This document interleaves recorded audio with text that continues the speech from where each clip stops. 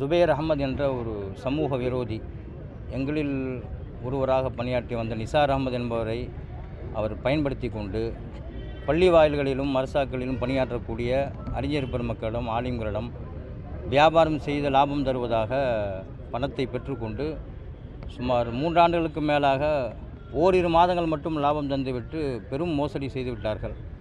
இவருடைய நோக்கம் இஸ்லாமிய மதகுருமார்களை மிக குறைவான வருமானத்தில் வாழ்வாதாரத்துக்கு போராடக்கூடியவர்களை குறிவைத்து இவர்கள் பொது மக்களிடத்திலே அல்லது காவல்துறையில் புகார் செய்ய மாட்டார்கள் என்ற நோக்கிலே அவர்கள் பெரும் மோசடி செய்து ஏமாற்றி வந்து விட்டார்கள். இந்த சமூக விரோதிகளை அடையாளம் கண்டு சமூகத்திற்கு நாம் சொல்ல வேண்டும் என்ற நோக்கில்தான் நாங்கள் எல்லாம் ஒன்று கூடி முன்னாள் மாண்புமிகு அமைச்சர் அவர்களை பார்த்து நாங்கள் புகார் தந்தோம். தொடர்ந்து நம்ம மாவட்ட கண்காணிப்பாளரையும் சந்தித்து புகார் தர இங்கே வந்திருக்கோம்.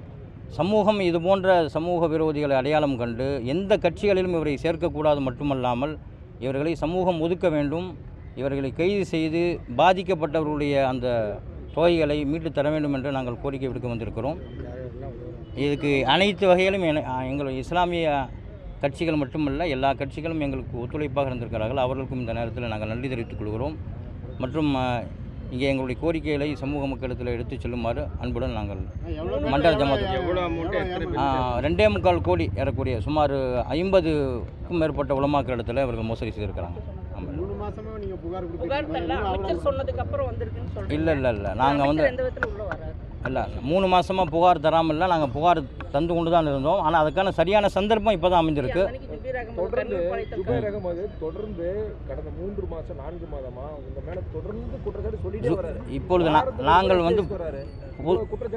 வந்து பொதுமக்கள்கிட்ட வரமாட்டோம், நாங்கள் மீடியாவுக்கு வரமாட்டோம்னு தெரிந்து தான் அவன் வந்து வீடியோ போட்டிருக்கான். அவனுடைய வீடியோ எப்பொழுது கண்ணியமிக்க உலமாக்களை பாதிக்கும் விதமாக இருந்ததோ அந்த பாதிப்பை உணர்ந்த பிறகு தான் நாங்கள் பொது இடத்துக்கு வந்து இப்போ நாங்கள் பேட்டி கொடுக்குறோம். கண்டிப்பாக இவன் அப்புறப்படுத்த வேண்டும். சமூகத்தில் மிகப்பெரிய நச்சு விதையாக இவரை நாங்கள் கருதுகிறோம். சமூகத்திற்கு அடையாளப்படுத்துறதுக்கு தான் இப்போ நாங்கள் வெளியே வந்திருக்கோம். அதாவது மக்களை வந்து ஏமாற்ற வேண்டும் அல்லது உலமாக்களை ஏமாற்ற முடிவு பண்ண ஒருத்தன் எல்லா விதமான பொய்களையும் அவன் சொல்லுவான். அதை வந்து நம்ம எடுத்துக்கொள்ள முடியாது. இது முழுக்க பொய்யான தகவல். ஆமாம், அமைச்சரை வந்து நான் முறைப்படி நடவடிக்கை எடுக்கணும்னு சொல்லியிருக்கேன். சொல்லியிருக்கேன் அமைச்சர் இருந்திருக்கேன். கண்டிப்பாக சொற்ப சம்பளம் வாங்கக்கூடிய ஆண்கள் சிறுக சேமித்து வைத்த பணங்கள், எங்களுடைய மனைவி மக்களிடம் இருந்த நகைகளை எல்லாம் நாங்கள் வேறு வியாபாரம் செய்ய முடியாத சூழ்நிலையில் எங்களில் ஒருவரை பயன்படுத்தி தான் இதை வாங்கியிருக்காரு. நேரடியாக ஜுபைர் வராமல் அவன் எங்களில் ஒருவரை பயன்படுத்தி அவர் வந்து வியாபாரம் செய்கிற மாதிரி ஓரிரு மாதங்கள் மட்டும் லாபம் தந்து விட்டு பிறகு திட்டமிட்டு செய்த ஒரு பெரிய மோசடி தான் இது. எஃப்ஐஆர் ரிஜிஸ்டர் ஆகலை. இன்னும் ரிஜிஸ்டர் ஆகலை.